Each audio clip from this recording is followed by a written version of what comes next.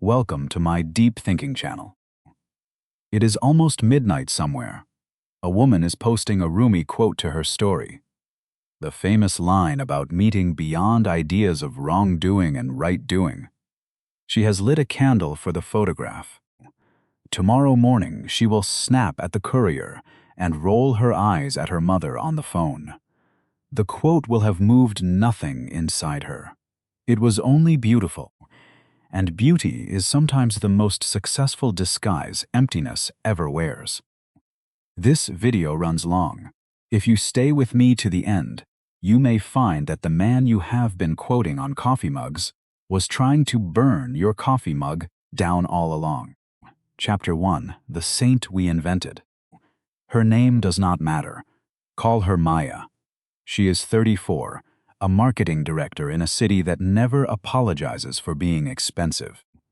She has been saving Rumi quotes to a private folder on her phone for nearly 2 years. Tonight she posts one. The candle is from a small Brooklyn brand that costs $46. The photograph takes her 7 minutes to compose. She watches the likes accumulate before she sleeps. She feels briefly that her life means something. 3 months later, her marriage will end. She will tell friends, in a steady voice, that she chose peace, that she chose herself, that she finally listened to her soul. The words will sound, even to her, like phrases she read somewhere.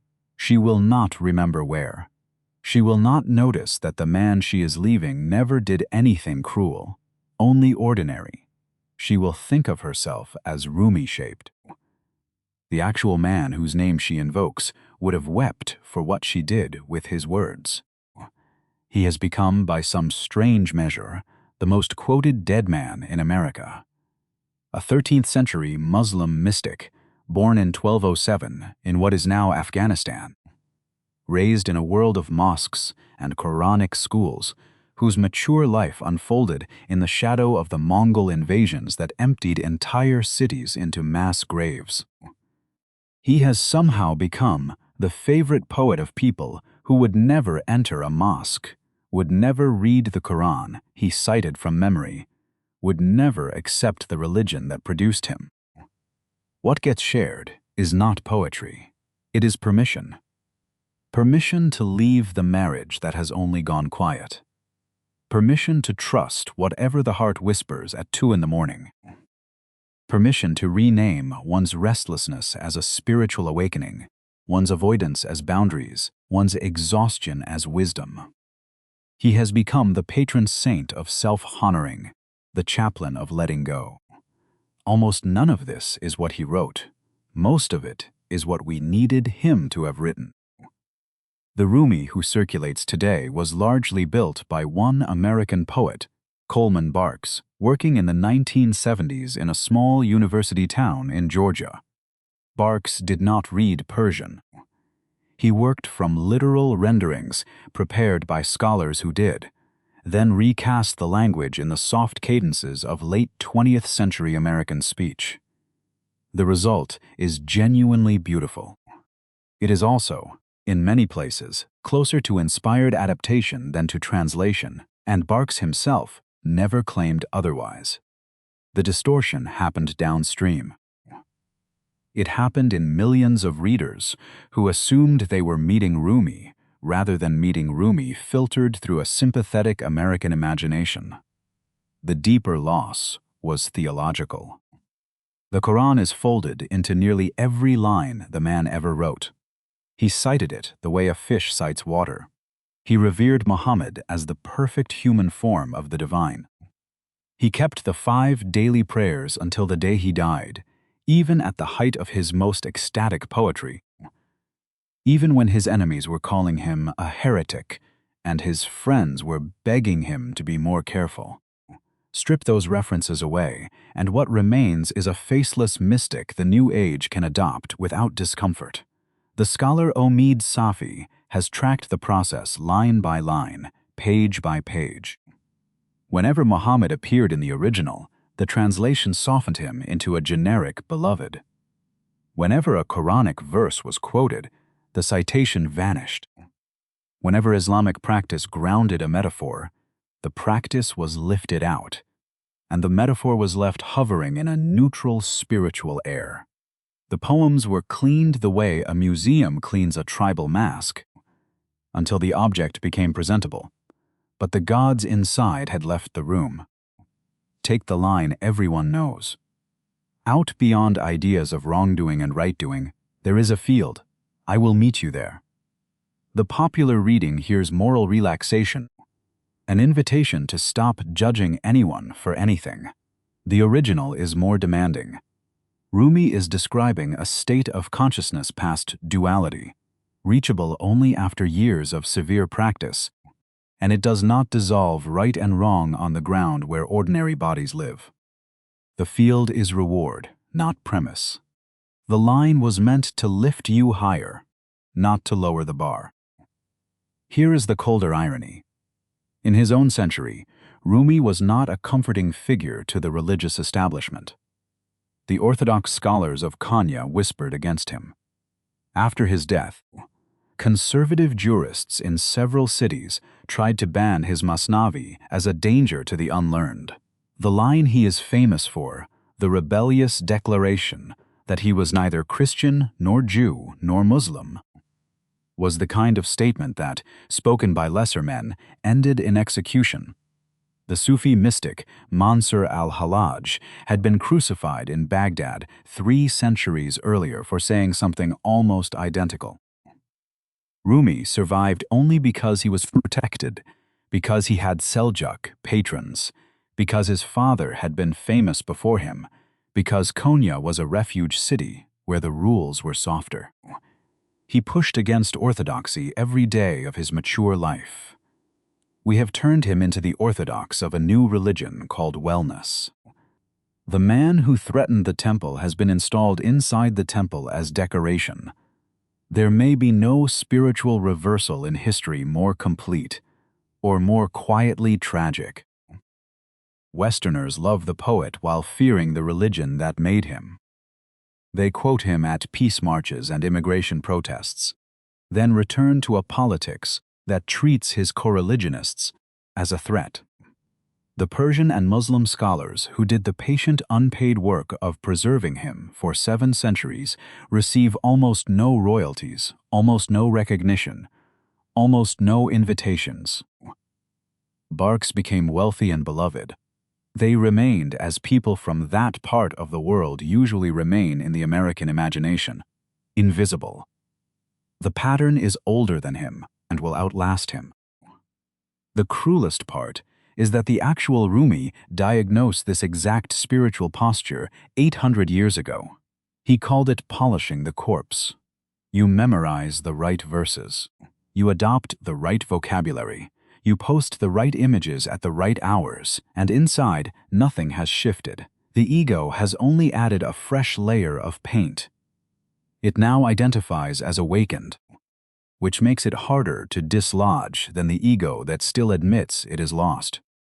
Maya, scrolling her own feed, would not recognize herself in the description.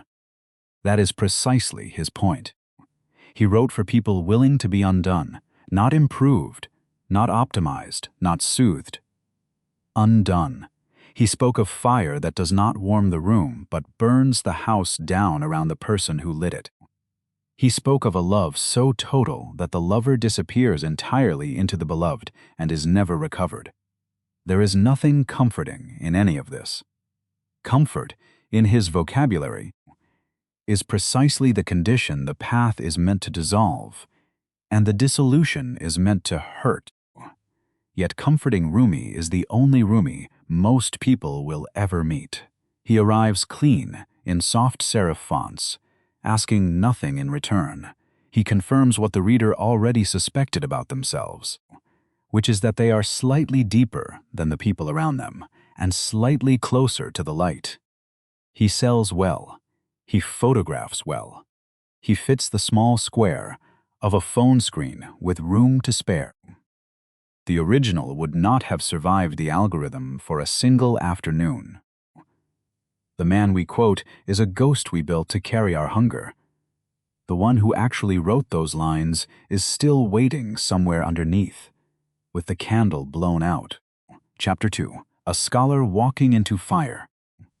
Picture a man of 37 on a horse, moving slowly through a market in Konya in the autumn of 1244. He wears the robes of a respected jurist. People stop to greet him, lower their eyes, ask his blessing on small matters. His father, Baha al-Din Walad, had been famous before him, a theologian whose lectures had drawn audiences from 3 cities. The son has inherited the seat, the students, the household, the standing. By every measure his century recognizes, he has arrived at the shape his life was meant to take. Then a stranger steps in front of the horse. Old, wiry, dressed in the coarse wool of a wanderer, eyes that do not look away when looked at. The stranger asks him a question. The exact wording has been embroidered by 7 centuries of legend, but the substance survives. Something about whether the great mystic Bayezid Bistami, who had cried out that there was nothing in his cloak but God, was greater than the Prophet Muhammad himself. A question shaped like a trap. A question designed to expose the gap between what the scholar had read in books and what he actually knew in his body. Rumi answered as a trained jurist would answer. Carefully, with citations, with the respect for orthodoxy that his entire education had drilled into him. The stranger pushed harder. And somewhere in the next few seconds, by one account, Rumi fell from his horse. By another, he simply went silent. By another, he wept openly in the street, while the bystanders pretended not to see. What is certain is that he did not return to his classroom that afternoon. He did not return for many weeks. He had met Shams of Tabriz, and the orderly life he had built was already, quietly, on fire. To feel the weight of what followed, you have to feel the weight of what he was risking. He was not a young seeker hungry for a teacher. He was the establishment of his city. His students filled a small mosque and several lecture rooms. He was the spiritual reference point for thousands of refugees who had fled the Mongol catastrophe further east. Families whose libraries had been burned, whose elders had been buried in mass graves at Balkh and Nishapur and Herat. They had ridden their need for steadiness on this man's shoulders. He was their proof that the world still made sense. He gave it up, almost immediately. He locked himself away with Shams in a small room and refused to come out. Days became weeks. Weeks became months. He stopped teaching. He stopped issuing legal opinions. He composed poetry he had never composed before, almost feverishly signing many of those poems not with his own name, but with Shams's. The man who had answered to Maulana, our master, was now writing as if he had been hollowed out and another consciousness had moved in to use his voice. His son, Sultan Walad, was a young man during these years. He left behind one of the only first-hand accounts we have of what it was like to watch this transformation from inside the family. His pages are remarkable for what they refuse to say. There is no anger toward Shams, no rivalry, no resentment. There is only a careful, almost trembling description of a son watching his father become someone he no longer recognized at the dinner table. The biographies record that Sultan Walad once knelt to put Shams's shoes on for him, to demonstrate to the household that the family accepted what was happening. He was performing a piece he did not feel. The students felt no such restraint. They had given years to this teacher. They had memorized his commentaries, copied his manuscripts, defended his reputation against rival schools across the city. Now they stood outside a closed door, ignored. One of them, a man whose name has been mostly erased from the record, was overheard at a tea-house describing Shams as a wandering charlatan who had bewitched a great man for entertainment. Others whispered worse. They had not signed up to be displaced by a vagrant. They felt, in the language we would use now, betrayed. Shams himself was not the silent sage the legend has made him. We know this because he left behind his own book, the Maqalat, a collection of his sayings and reflections that almost no one outside specialist scholarship reads. In it, he is restless, demanding, sometimes contemptuous of the pious for being pious in the wrong way.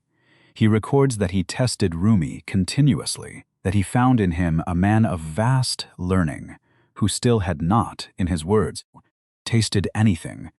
He was not impressed by Rumi's stature. He was impatient with it. One passage in the Maqalat has stayed with every scholar who has read it carefully. Shams writes that he came to Konya looking for someone who could bear his company, because all the famous mystics he had visited before had failed the test. They had wanted miracles from him, or wisdom, or blessings. None of them had wanted what he actually had to give, which was the kind of pressure that breaks a person down to the foundation. He found in Rumi, finally, a man who would not flinch. That is not a love story. That is a hammer recognizing an anvil. The first disappearance came after about 16 months. Death threats had been arriving at the house. The students had grown bolder. Some sources name Rumi's younger son, Ala al-Din, as the most furious among them, though the historical evidence is too thin to convict any individual. Shams fled to Damascus without saying goodbye. Rumi searched for him for months, finally tracked him through travelers' rumors, and sent Sultan Walad to bring him back. Sultan Walad found him in a Damascus caravanserai, playing chess. He returned. The household held its breath. The second disappearance was permanent. It happened in December of 1247 or thereabouts. The accounts diverge sharply. Some sources speak of murder, possibly involving Ala al-Din and a group of conspirators who waited for Shams outside the house. Other accounts insist Shams simply left a second time, more quietly, sensing that his work was either finished or unfinishable, and that staying would only get him killed. No body was ever produced. No grave was ever confirmed. There is a tomb in Konya that bears his name, but no scholar can say with confidence what lies under the stone. What Rumi did next is the thing every reader should sit with for a long time. He did not recover. He did not gather himself, as the biographers of saints usually claim. He searched. He traveled to Damascus, then again, then a third time, refusing to accept the loss, asking everyone who might have seen him. Eventually, he stopped traveling, not because he had accepted the absence, but because a stranger turn had occurred inside him. He began to speak of Shams as still present, not as memory, as inhabitant. The grief had cracked something open, and through the crack a different way of being had walked in to stay. The poetry that poured out of those years became the Divani Shamsi Tabrizi, more than 40,000 verses signed in another man's name. It is among the most ecstatic and most heartbroken literature ever written in any language. It is also, plainly, the writing of a man who has lost his footing in the ordinary world and has stopped looking for it. He did not become a wise old sage. He became something stranger, something that the polite categories of his religion could not quite hold, but that his religion was generous enough not to expel. We use the word transformation loosely now. We attach it to weekend retreats, to therapy breakthroughs, to small adjustments in diet or in self-image. Rumi's transformation cost him his composure, his standing in his city, his marriage as it had been, his sense of who he was when he woke each morning. The serene, white-bearded sage of the coffee table books was, in his actual life for several years, a man who wept publicly in markets, abandoned his teaching duties, and let his city gossip about whether he had lost his mind. He never tried to make it presentable. That is the thing the modern reader most needs to see, and most cannot. Chapter 3. One ocean, countless waves. Stand at a window in winter and watch your own breath fog the glass. The breath leaves you, hangs briefly in the cold air, disperses, is gone. You do not say a new thing was born and then died. You say it was always part of the room's air, briefly shaped by your body, briefly visible, now returned. Rumi asks you to apply this exact way of seeing to yourself, to your neighbor, to the cruel stranger on the train, to the stars over the city, to the God you were taught to picture standing somewhere else. His central claim sounds, at first, like an extravagance. Only one thing truly exists. Everything you perceive as separate, as bounded, as having edges and a name, is a temporary shape taken by that one thing.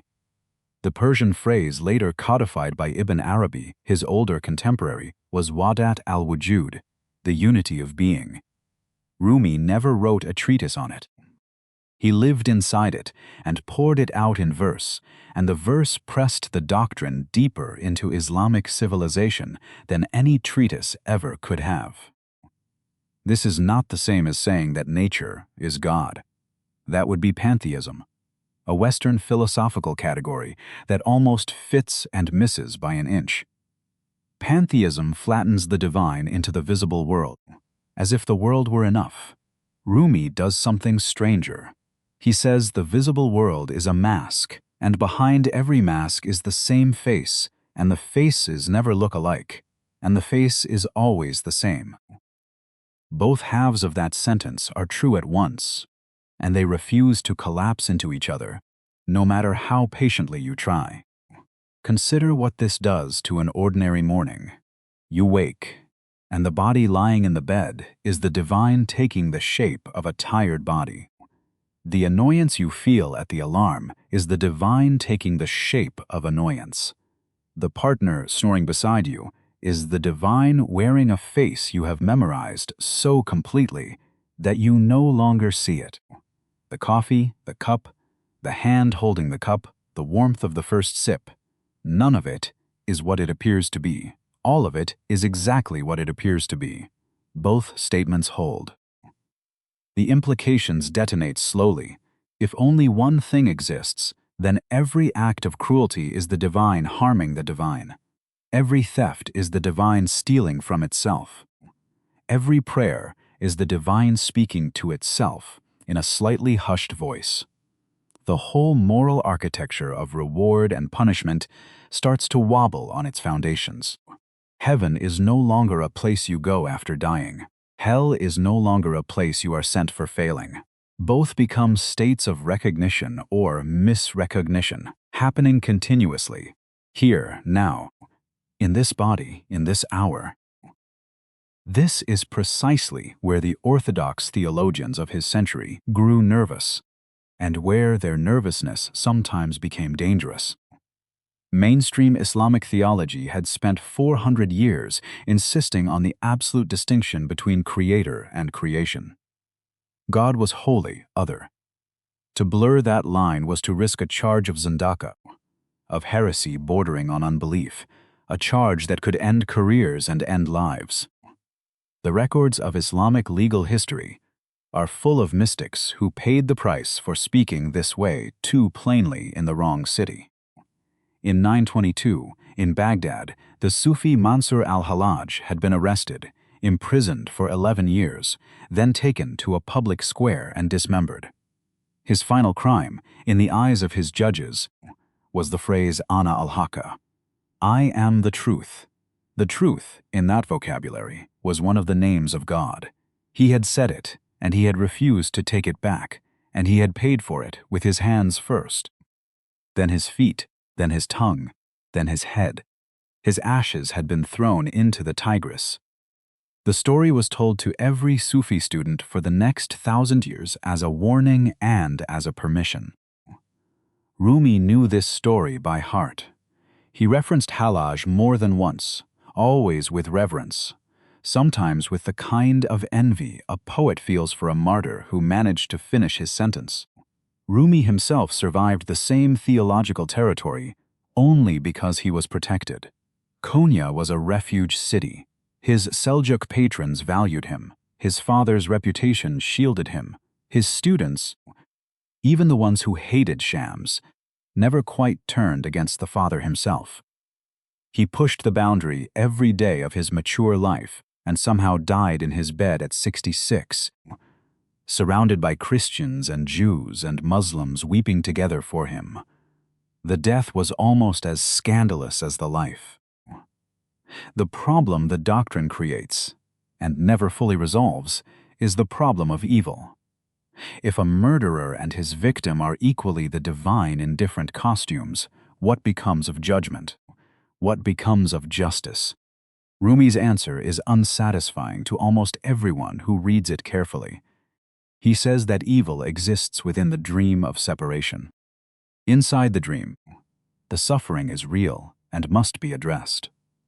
From outside the dream, no harm can finally occur, because there is nothing finally separate to be harmed. This sounds elegant inside a poem. It frays when you carry it to a refugee camp. A mother watching her child waste from cholera does not need to be told that the cholera, the child, and the empty water container are all the same divine substance in different shapes. She needs water. She needs medicine. She needs someone in power to remember that her daughter exists. The unity of being, used as consolation in that tent, can shade into a cruelty wearing the costume of wisdom. Rumi himself would have hated the misuse. He insisted that on the level of lived bodies, you act, you feed, you defend, you do not stand back and murmur about cosmic patterns while children die. There is also a problem with freedom. If everything is the divine unfolding through every shape, what exactly is your decision worth this afternoon? Are you really choosing to be kind? Or is the divine choosing through the shape briefly called you? Rumi sometimes writes as if both can be true at once. Within the dream, your choice is yours and weighs on your account. From the outer view, your choice was always going to be made, because the unfolding does not contain accidents.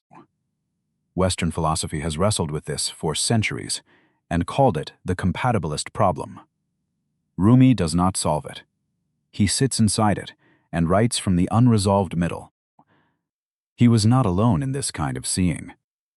800 years before him, on the other side of the continent, a man named Zhuangzi had written that he dreamed he was a butterfly, and woke not certain whether he was a man who had dreamed of being a butterfly, or a butterfly now dreaming of being a man. The Heart Sutra, copied into temples across China and Japan, said that form is emptiness and emptiness is form, and the two are not two. The Upanishads, much older still, said Tatvamasi, that thou art, you are the thing you have been looking for. Different mouths, different centuries, same recognition. The human mind, when it goes deep enough into itself, finds the same crack in the wall. What survives all the technical objections is the experiential gravity of the claim. A woman in Iowa, 70 days after burying her husband, stands at the kitchen sink washing a single plate.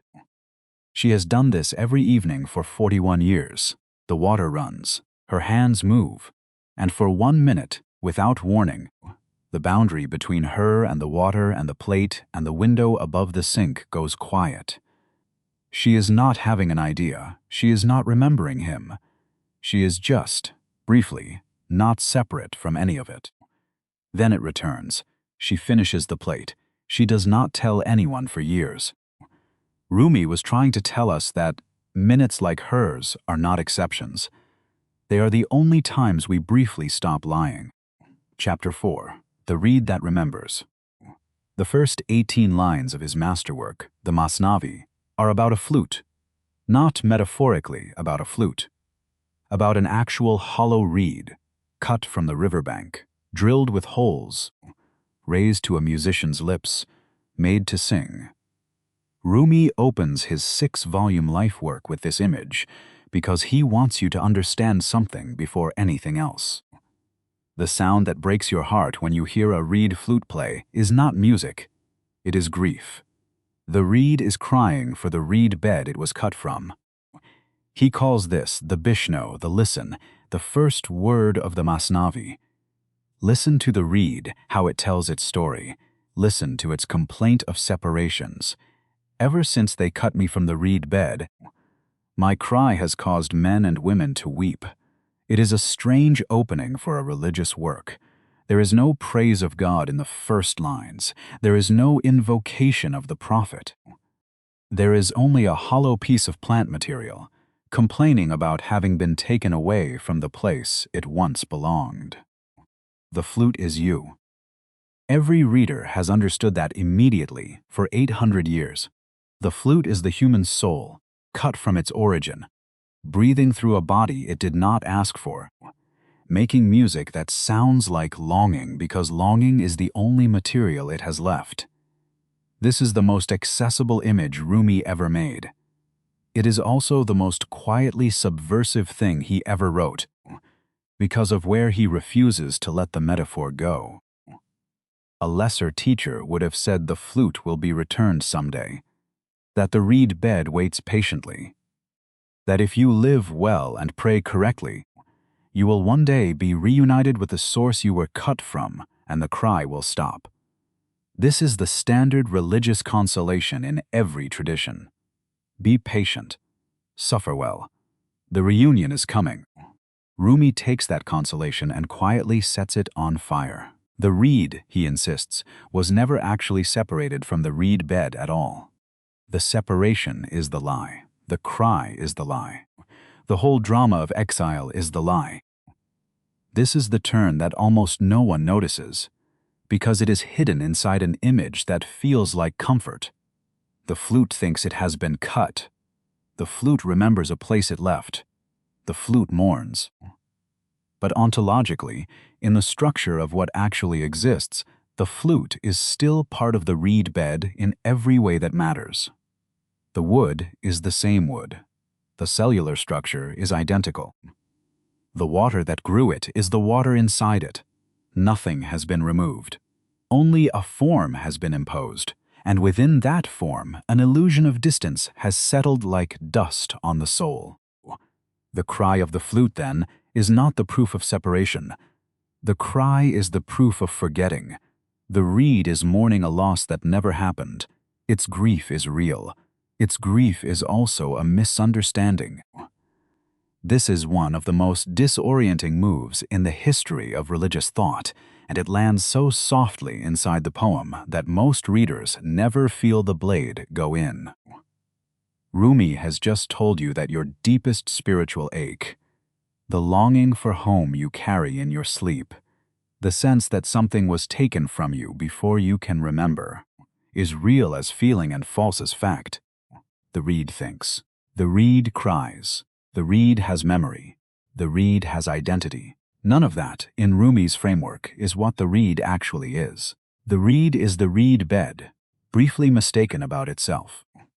The flute's music is the reed bed singing through the flute, and the flute, hearing the song from the inside, has labeled it grief. Because grief is the only category the flute has for sound that points back towards something it has forgotten. This changes what awakening means. In the popular spiritual story, awakening is a journey from here to there. You start in exile and you walk toward home. You suffer purposefully. You practice diligently.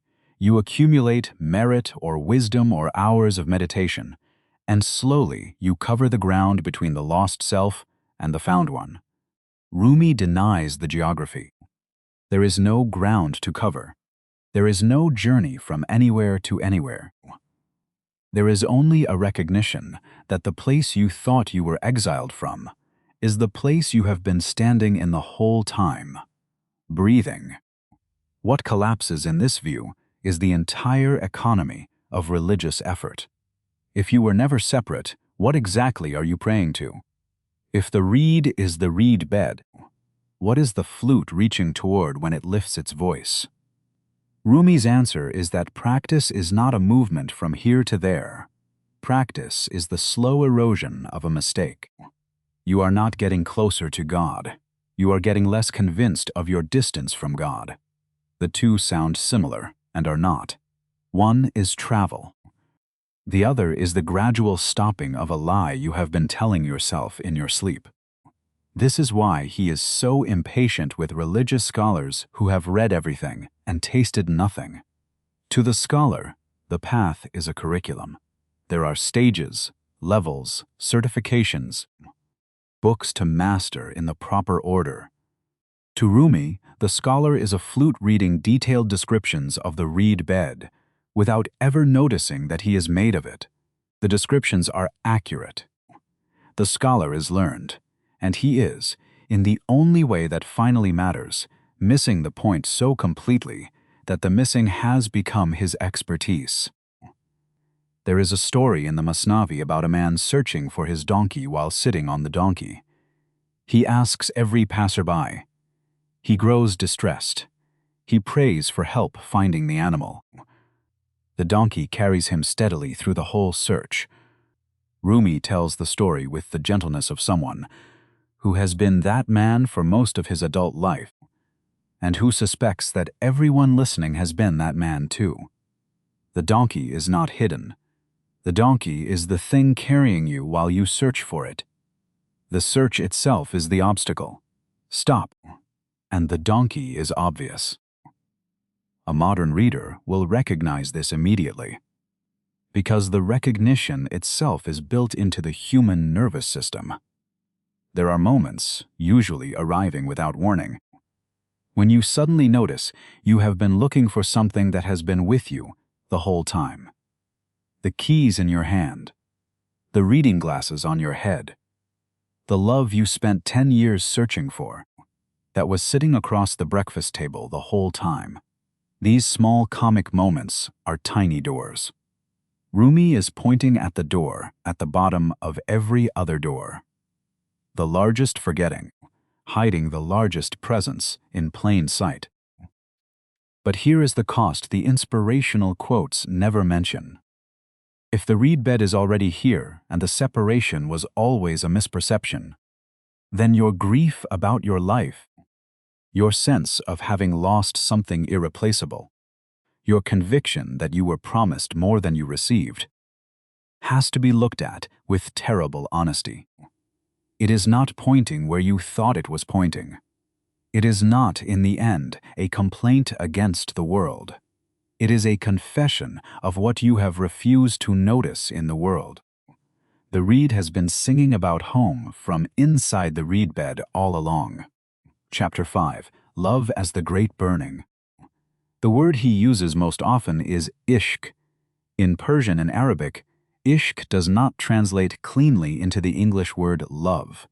It is closer to a controlled fire that has decided it will not be controlled.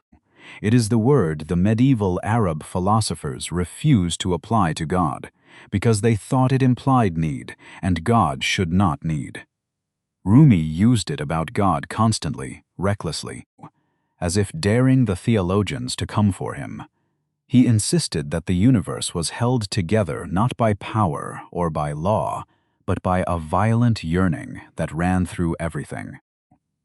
When he writes about love, almost nothing in his vocabulary maps onto what a modern reader hears. He is not describing the feeling that arrives on a third date. He is not describing what a parent feels when a child is born. He is not describing the warm gratitude that good friendships produce over decades. All of those are real, and Rumi would not have denied them. But when he writes ishq, he is naming the gravitational force that pulls every existing thing back toward the source it briefly forgot. Love, in his use, is the engine of return. This is why his love poetry, read carefully, is so often disturbing. The lover in his verses is not happy. The lover is wrecked. The lover has stopped eating, stopped sleeping, stopped attending to family or business or reputation. The lover wanders the city at night, calling the name of someone who will not answer. The lover prefers the wound to the cure, because the wound at least keeps the beloved present. This is not the love that wedding ceremonies want to invoke. This is something closer to a controlled disaster that the sufferer has agreed to call sacred.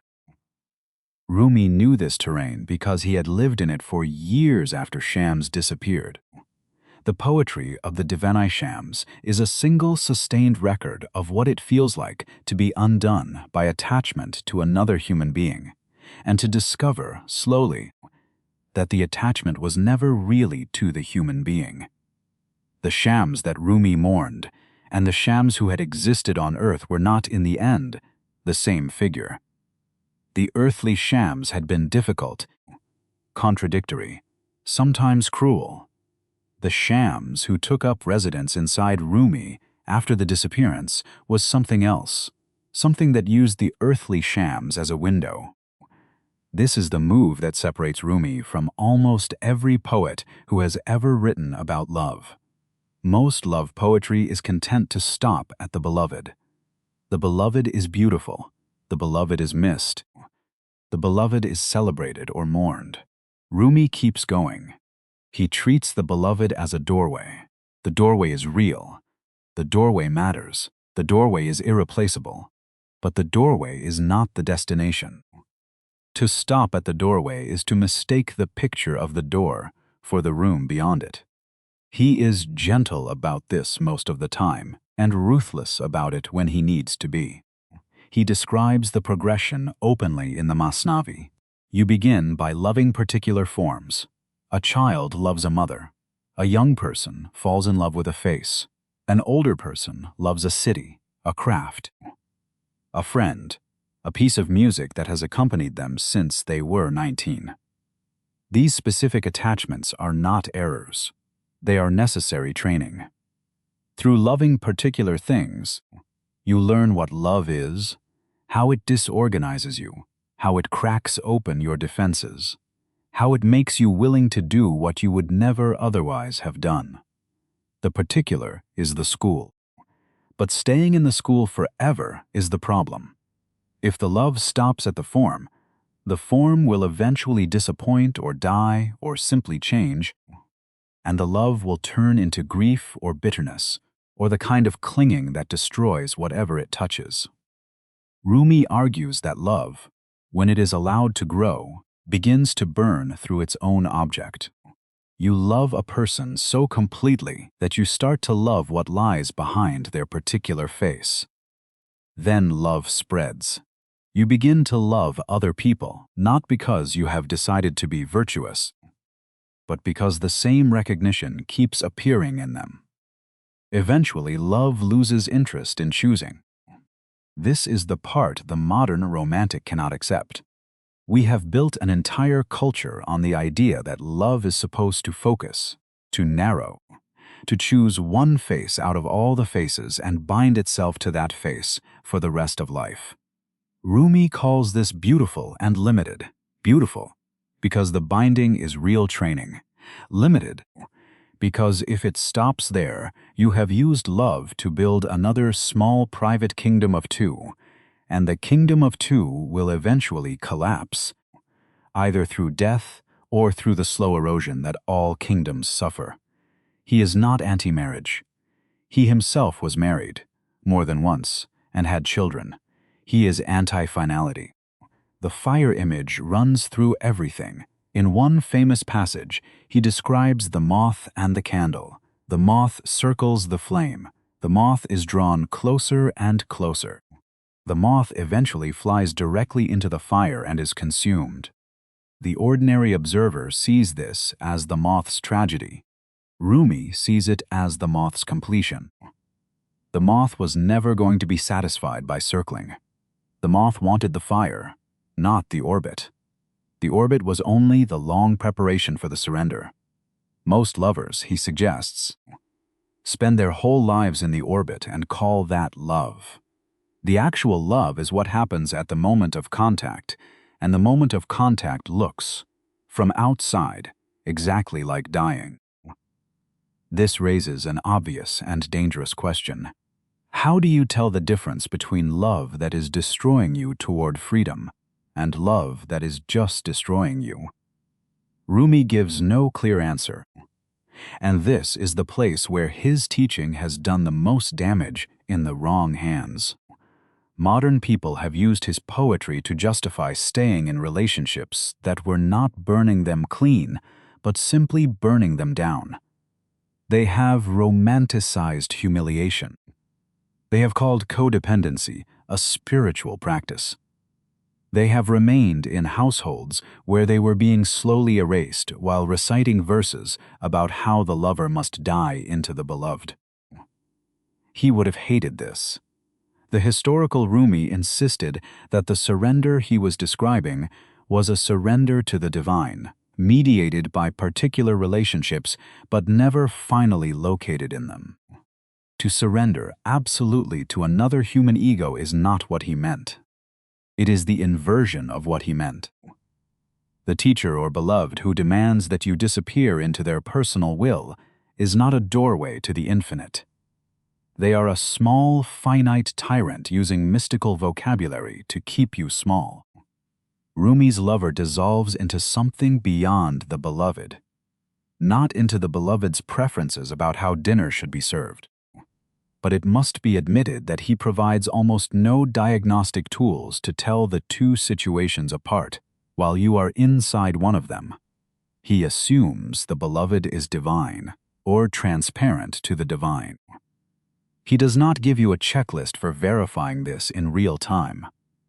A person in the middle of a destructive love affair, holding a book of Rumi, will not easily distinguish the burning that is freeing them from the burning that is consuming them. The poetry will sound the same. The longing will feel the same. The voice of the wound will quote the same lines. This is the cost of his system. He wrote for people who had a teacher in the room with them, a community that could see what they could not see, a tradition that held the practice steady when the practitioner went temporarily blind.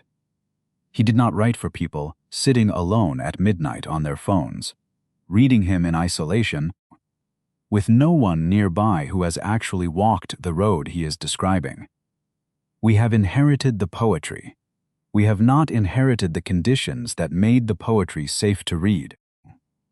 The fire is real. It is also, in our century, very often lit in the wrong rooms, by the wrong hands, while the smoke rises and someone whispers that this is what enlightenment feels like. Chapter 6. The Mirror Polished by Pain. There is a map hidden inside the Masnavi that almost no popular reader has ever seen. It is not drawn anywhere as a diagram. It is scattered across stories, parables, throwaway lines. A phrase here, a metaphor there. But if you read patiently for years, the map emerges. Rumi has laid out a developmental sequence, a description of how a human being actually moves from spiritual sleep to spiritual waking. And it is among the most precise psychological documents the medieval world produced.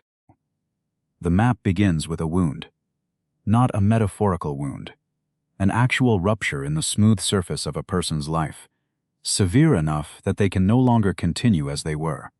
Rumi insists, gently and repeatedly, that the path does not begin with a decision. It begins with a disaster.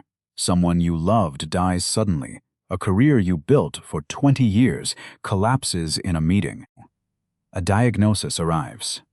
A child stops speaking to you. The arrangement of your existence cracks, and through the crack, a question slips in that you have been refusing to ask. The question is some variation of this. Was any of it real? Was the life I was living actually mine, or was I performing a part assigned to me before I could read? The question is unbearable because it threatens everything that came before it. Most people, when they feel this question approaching, do whatever they can to seal the crack. They distract, they medicate, they remarry. They buy something expensive. They throw themselves into a new project. Rumi's first claim is that closing the crack is the most common form of spiritual death. If you let the crack stay open, you enter what he calls the stage of seeking. Suddenly, the things that once entertained you cannot reach you. Conversations feel thin. Television is unbearable. You find yourself walking longer than you meant to walk, reading books you used to think were absurd, listening for something that has not yet begun to speak. This phase looks, from outside, like depression. It often is depression, in part. But underneath the clinical surface, something else is happening. The system is reorganizing. The seeker is being made. Rumi describes the seeker with affection and impatience in equal measure. He admires the seeker for refusing to go back to sleep. He worries about the seeker because the seeker is vulnerable to every charlatan and every fashionable nonsense that the spiritual marketplace can produce. The seeker reads too many books at once. The seeker tries every practice for 2 weeks and then abandons it. The seeker collects insights the way a tourist collects souvenirs, and at the end of 5 years, has accumulated a great deal and changed very little. The accumulation has itself become the avoidance. This is the trap that catches the modern reader most often. We have unprecedented access to spiritual material.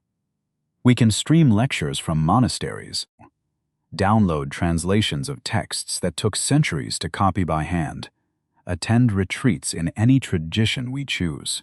And precisely because access is unlimited, we never stay anywhere long enough for anything to actually work on us.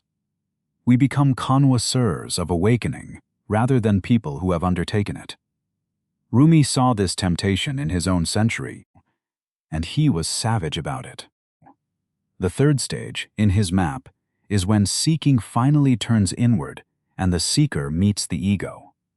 This is the place where the spiritual life stops being interesting and starts being painful. You discover, slowly, that most of what you call yourself is conditioning. The opinions you defend so fiercely were given to you by your father. The ambitions that drive you were shaped by who praised you when you were 8. The way you fall in love is a pattern you watched your mother enact 30,000 times. There is much less of you than you thought there was. The recognition is humiliating. Rumi calls this stage the meeting with the commanding self, the nafs al-amara, the part of you that has been running your life while pretending to be you. Every contemplative tradition has a version of this discovery, but Rumi's description is unusually specific. He notes that the ego does not surrender. It adapts. The ego watches you begin a spiritual practice, calculates the threat, and quietly takes the practice over. You become proud of your meditation. You become identified as a spiritual person. The ego has co-opted the path and turned it into another costume. This is why he so distrusted the obviously pious.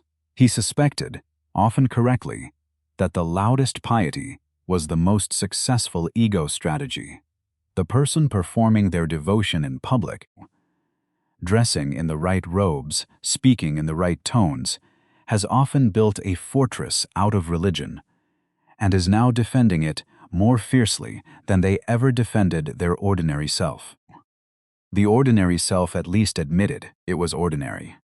The spiritual self believes it has transcended the problem, which makes the problem nearly impossible to reach. Rumi was merciless on this point because he had once been one of those pious men himself. The fourth stage is the one no one signs up for.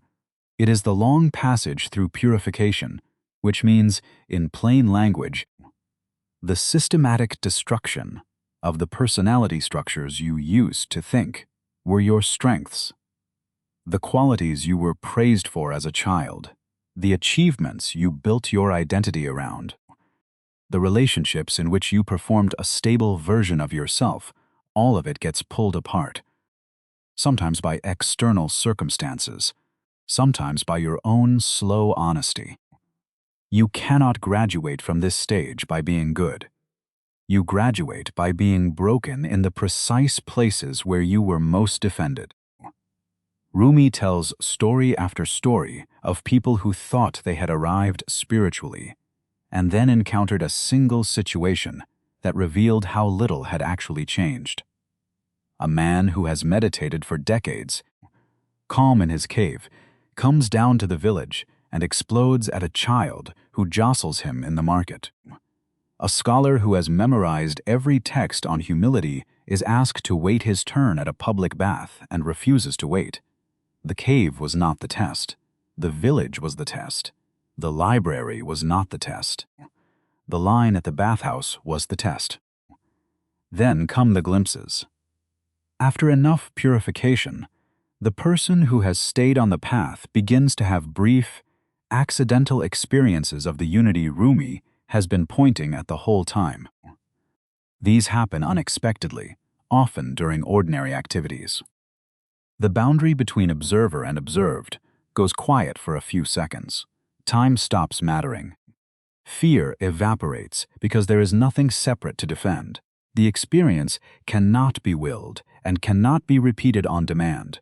It arrives, it stays for a moment, it leaves, and the person who has been visited can never quite return to who they were before. The danger in these glimpses is enormous, and Rumi spends many pages warning about it.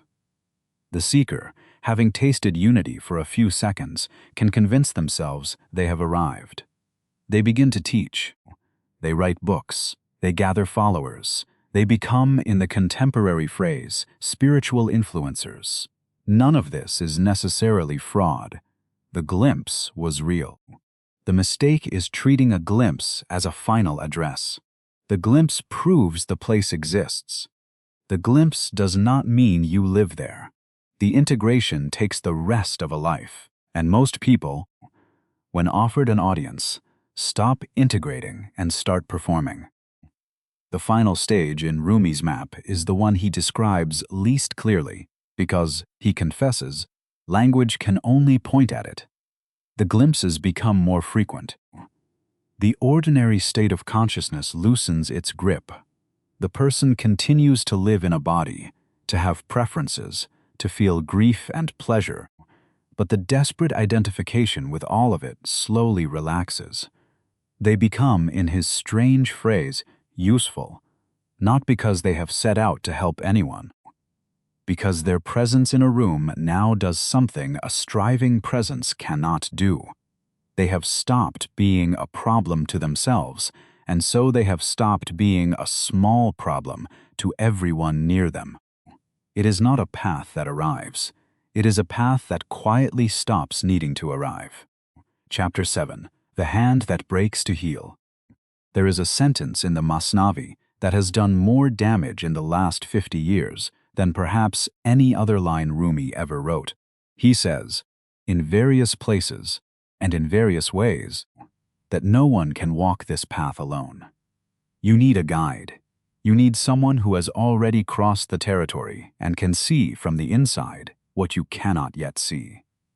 Without such a guide, he warns, the seeker will wander in circles for a lifetime, mistaking shadows for landmarks, mistaking their own ego for the voice of God. This was not a controversial claim in his century. Every contemplative tradition of the medieval world assumed that you needed a teacher. Buddhist monks needed an abbot. Christian contemplatives needed a spiritual director. Jewish Kabbalists needed a Rebbe. The idea that you could find your way to the deepest layer of yourself without help was, to the 13th century mind, not heroic, but absurd. It would have sounded like saying you could perform surgery on yourself or birth your own body. Some things, by their structure, require another set of hands. Rumi's claim was sharper than the general claim. He insisted that the teacher had to be a real human being, encountered in real time. Not a dead saint read in a book. Not a generic master visualized in meditation. not an inner voice consulted in private. A person sitting in a room with you, watching you, refusing to be charmed by what charms everyone else. The reason was simple. Your ego can manage anything that lives only in your head. It cannot manage a witness who can see through it in real time. The teacher's function is to be unmanageable. This is where his teaching meets its most dangerous shadow. The model of the unmanageable witness has been the cover story for every spiritual abuser of the modern era. The cult leader who demands total obedience. The yoga teacher who sleeps with students and calls it transmission. The guru who isolates followers from their families, takes their money, dictates their marriages, and explains that resistance is just the ego defending itself. The vocabulary is Rumi's. The practice is something else entirely. And from the inside, while it is happening, the two are nearly impossible to tell apart. Rumi himself lived this dynamic with shams, and his own behavior during those years would, in any contemporary context, set off every alarm we have built for recognizing harm. He abandoned his students. He stopped meeting his professional obligations. He neglected his family. He let one human being become the entire weight of his attention. From outside, this looked like obsession. From inside, he insisted, it was the only honest response to having met the person who could actually see him. The same description, word for word, has been written by survivors of destructive relationships who later spent years undoing what they let happen. The disturbing truth is that we cannot decide, from the surface, which of those two stories is real in any given case. Both involve total devotion. Both involve the abandonment of previous priorities. Both involve a sense that the ordinary rules no longer apply because something larger has begun. The difference, if there is one, has to be located somewhere deeper than the behavior. Rumi gestures at criteria for telling the two apart, but his criteria, read carefully, mostly do not work. He says the true teacher seeks nothing for themselves. The skilled abuser performs exactly this appearance. He says the true teacher points beyond themselves to God. The skilled abuser claims to be doing precisely that, while ensuring the student remains dependent. He says the true teacher has no personal agenda. This is the criterion that has caused the most damage, because it asks the student to evaluate the teacher's interior, which the student cannot see, while the student is in a state of need that distorts every reading. A person who is starving for meaning will see no agenda in someone offering meaning. A person who is lonely will see no agenda in someone offering attention. The criterion is structurally unable to function in the situations where it would matter most. What Rumi never adequately addresses is the asymmetry of power. The teacher knows things the student does not. The teacher is calm where the student is desperate. The teacher has framed the entire transaction in vocabulary that makes resistance look like spiritual failure. If the student questions, the questioning is interpreted as ego. If the student leaves, the leaving is described as the loss of a great opportunity. The conversation has been arranged so that no exit can be taken without admitting defeat, which means the student who is being harmed has no language available to recognize the harm. The vocabulary itself is the trap. There is a passage in the Makalat where Shams himself describes how he tested potential students. He was, by his own account, deliberately offensive. He made demands that seemed arbitrary. He withheld attention and then granted it without explanation.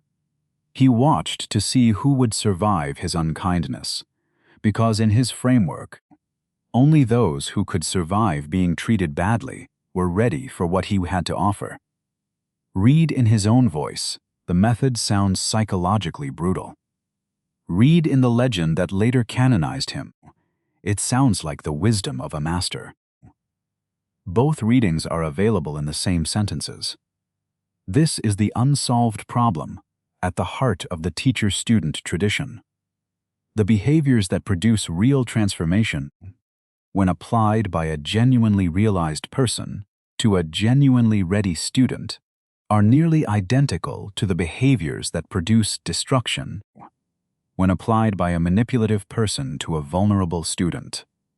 The visible surface is the same. Only the interior of both participants is different. And the interior is exactly what cannot be observed from outside the relationship. Contemporary efforts to clean up this model have mostly failed. The transparent teacher, the consent-based guru, the guide who maintains professional boundaries and encourages the student to keep outside relationships has indeed reduced the harm. But the traditionalists are not entirely wrong when they say that a teacher who never disturbs you, never asks the unreasonable thing, never breaks the comfortable framework you arrived with, also never produces the transformation the tradition was designed to produce. A safe path may also be a path that goes nowhere. This is an uncomfortable possibility, and most modern teachers prefer not to name it directly. What this suggests is that the model Rumi inherited was always conditional. It worked in a tightly woven society where teachers were embedded in communities, where bad actors were quickly recognized and excluded, where the surrounding tradition provided continuous correction. The same model, transplanted to a fragmented modern context where a charismatic individual can build an isolated following with no oversight, becomes something else. The structure that once produced saints now produces, with equal frequency, predators wearing the costume of saints. The teaching has not changed. The conditions that made the teaching safe have collapsed. There is no clean conclusion to this chapter, and that absence is itself the lesson. Rumi was right that you cannot make this journey alone. He was also blind to how dangerous the company he was prescribing could become in centuries he could not foresee. The reader who hears him insist on a guide, and who runs out to find one, will encounter a market full of figures making exactly the right claims while doing exactly the wrong things. The reader who hears him insist on a guide, and who refuses to look, will probably wander for 40 years and end up not very different from when they started. Both fates were already visible to him. He did not pretend either of them was easy to avoid. Chapter 8. Knowing without words. There is a story Rumi tells briefly, almost in passing, that contains his entire epistemology. A man comes to a sage and asks for a description of the taste of honey. The sage refuses. The man insists. He says he has read every book about honey ever written. He has studied the chemistry of nectar, the biology of bees, the history of beekeeping in every culture. He has memorized the descriptions left by every great writer who has eaten honey and tried to put the experience into words. He believes himself to be, by now, an authority on honey. He asks again for confirmation that his understanding is complete. The sage hands him a spoon. This is the heart of what Rumi did to medieval Islamic thought, and the reason the orthodox scholars never quite knew what to do with him. He inverted the entire hierarchy of religious knowledge. The conventional ordering, drilled into every student of his time, placed the Quran first, then the sayings of the Prophet, then the consensus of scholars, then reasoning by analogy, then, at the bottom, personal experience. Personal experience was suspect. It could be manipulated. It could be confused with desire. It needed constant verification against the higher sources. Rumi turned the latter upside down. He did not say the Quran was unimportant. He cited it constantly. He said the Quran was a map, and the man who confuses the map for the territory has not yet begun the journey. The scriptural texts pointed at something. The pointing was real and valuable.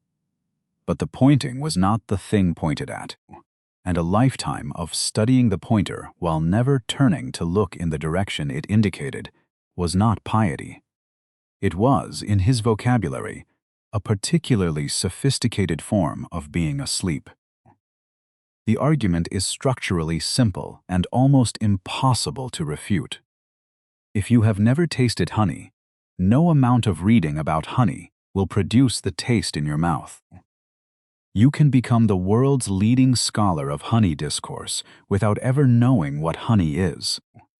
The knowledge that comes through description and the knowledge that comes through direct contact are different in kind, not in degree. They live in different parts of the human being. They cannot substitute for each other, no matter how perfectly the description is composed. This is why he turned to poetry rather than systematic prose. The choice was not aesthetic, it was epistemological. Prose, with its insistence on linear argument and resolved meaning, was the wrong instrument for what he was trying to transmit. Poetry, with its layered meanings, its rhythm that bypasses the analytical mind, its willingness to hold contradictions without collapsing them, could do something that argument could not. It could place the reader, briefly, inside the experience it described. The reader who finished a Rumi poem had not been informed about a state. The reader had, if the poem worked, been temporarily put into one. This is also why his work loses so much in translation, and why the popular American versions that strip out the Persian sound and the Quranic resonance are not minor losses but catastrophic ones. The meaning of the verses can survive translation imperfectly. The function of the verses, the thing the verses were designed to do to the reader, cannot. A Rumi line in English is a description of an experience. A Rumi line in Persian, sung aloud in a Sufi gathering, with the music behind it and the breath of the listener synchronized to the meter, was the experience itself briefly in operation. The orthodox response to this epistemology was, predictably, alarm.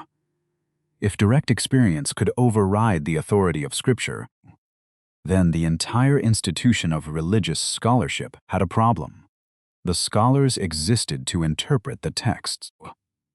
If a peasant who had tasted divine reality could say something the scholars could not say, and could claim that his tasting trumped their reading, what was the function of 7 centuries of accumulated jurisprudence? The hierarchy was at risk. The defenders of orthodoxy understood this, and they were right to feel threatened. Rumi was not pretending to be harmless. But the epistemology has its own deep problem, and Rumi knew it, and he never quite resolved it. If experience is the highest authority, how do you tell the difference between a real mystical experience and a brain malfunction, a drug effect, an emotional projection, a culturally conditioned hallucination, a moment of psychotic dissociation that has dressed itself in religious vocabulary? Every one of these can produce the feeling of profound revelation. Every one of these can convince the person having it that they have touched the absolute. From the inside, in the moment, they are nearly identical. Rumi gestures at criteria. He says the genuine experience produces lasting transformation in character. He says it leaves the person more loving, more patient, more honest, less anxious about the small things that used to consume them. The fruits, he insists, reveal the source. A vision that leaves you more controlling, more grandiose, more convinced of your superiority, was not a vision of God. It was a vision of your own ego in a costume. This criterion is useful. It is also slow. Transformation takes years to verify, and during those years, A person who is having spectacular but spiritually empty experiences can do tremendous damage to themselves and to everyone who listens to them. There is no faster check available. This is the cost of trusting experience as primary. You cannot have the immediate intimacy of direct knowing and also have the safety of external verification at the same moment. One of them has to give. The scholars chose external verification and got safe, dry, dead orthodoxy. The mystics chose direct knowing and got transformation when it worked and catastrophe when it did not. Rumi made his choice and lived with the cost, which included 1,000 cheap imitators in the centuries after him who claimed his authority for visions that were never anything but flattering hallucinations. What makes his epistemology survive, despite all the dangers, is that it captures something experientially undeniable. There are forms of knowing that arrive without language. The mother who senses her child is in trouble before any call comes. The musician who hears, in the first 3 notes a stranger plays, exactly what the stranger has suffered. The dying person who, in the final week, says things they have not said in 80 years and that no one taught them how to say. These knowings are real. They do not come from books. They come from somewhere underneath the part of us that uses sentences, and they are, when they happen, more certain than any argument we could construct to justify them. Rumi's claim is that the deepest religious knowledge has this character. It is not believed the way one believes a doctrine. It is encountered the way one encounters cold water after a long thirst. The encounter does not require defense. It does not require comparison. It does not require the agreement of others. It simply is, in the way that the taste of the water simply is. While the body that was dying of thirst registers, in cells that have no vocabulary, that something necessary has arrived. The man with the spoon in his hand in Rumi's story finds out in 1 second what the man with the library has refused to find out in 40 years. Chapter 9. The Practice of Dying. He begins the Masnavi with the cry of a reed cut from the reed bed. He ends his life with instructions that no one mourn him too loudly, because the wedding had just begun. The 2 images are not separate. They are the same image seen from 2 ends of a single life. Rumi spent 50 years working out what most people refuse to look at for more than a few minutes at a stretch, which is that the central event of every human life is the one we will not be present for, and that the quality of our being present for everything else depends on what we do with that fact in advance. He had a phrase for the practice: die before you die. It appears in the Hadith literature, attributed to the Prophet, and Rumi made it the quiet axis of his entire teaching. The phrase has been quoted so often in spiritual marketing that it has lost its terror. But the terror was the whole point. He was not recommending a metaphor. He was describing an actual experiential procedure, undertaken while the body is still warm, in which the structures that have been calling themselves you are systematically dismantled and observed as they collapse. The collapse is not pleasant. The collapse is exactly the thing the rest of life has been arranged to avoid. The procedure runs on a recognition that almost everyone resists.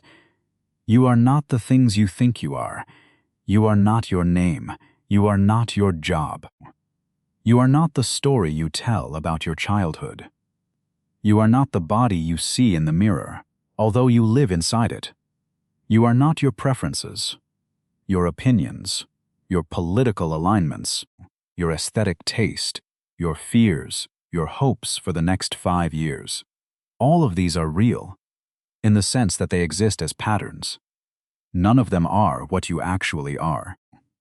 They are weather passing through a sky, and the sky has been mistakenly identifying as the weather for most of its existence. The mistake is functional. It allows daily life to proceed. You need to believe you are someone in order to keep appointments, raise children, hold a job, sign contracts. The error is not in having the sense of being a self. The error is in believing the sense is the final truth. Rumi's project, undertaken across thousands of pages, is to loosen the grip of the belief without dismantling the function. You should still know your name when someone calls it. You should also know, somewhere underneath, that the name is a useful sound rather than the thing it refers to. The way you loosen the grip is by repeatedly observing yourself in the act of identifying. A thought arises and announces itself as yours. You watch it arise. You notice the announcement. You see, briefly, that the thought existed before you claimed it, and the claim was a second move, not the first. Over years of this kind of observation, the gap between the arising and the claiming begins to widen. You discover that you can refuse the claim. The thought still appears. You stop signing your name to it. This sounds small. It is, in fact, the entire procedure. The same operation is performed on emotion, on memory, on bodily sensation, on the running narrative that explains your life to you while you live it. None of it is what you are. All of it is what passes through what you are. The thing that remains, when you stop identifying with the passing material, is what Rumi was trying to point at the entire time. It has no name in any language because it precedes the part of the mind that uses names. It is what is left when everything that can be subtracted has been subtracted, and what is left, he insists, was never going to die in the first place. Physical death, in this framework, becomes something other than the catastrophe most people have spent their lives bracing against. It becomes the moment when the patterns that were never really you are finally allowed to dissolve on their own schedule, while the awareness those patterns were appearing in continues to be what it always was. He does not say the body's death is nothing. He says the body's death is a smaller event than the death of the false self that has already happened, for those who have done the work. The catastrophe arrives, and there is no one home for it to catastrophize. This is the part of his teaching that hospice workers have quietly rediscovered in the last 50 years. The contemplative chaplains who sit with dying patients in modern hospitals report the same pattern over and over. The patients who have, for whatever reason, loosened their grip on the personal story before the diagnosis arrived, die differently from the patients who have not. They are not happier in some shallow sense. They are less afraid. They are less compressed.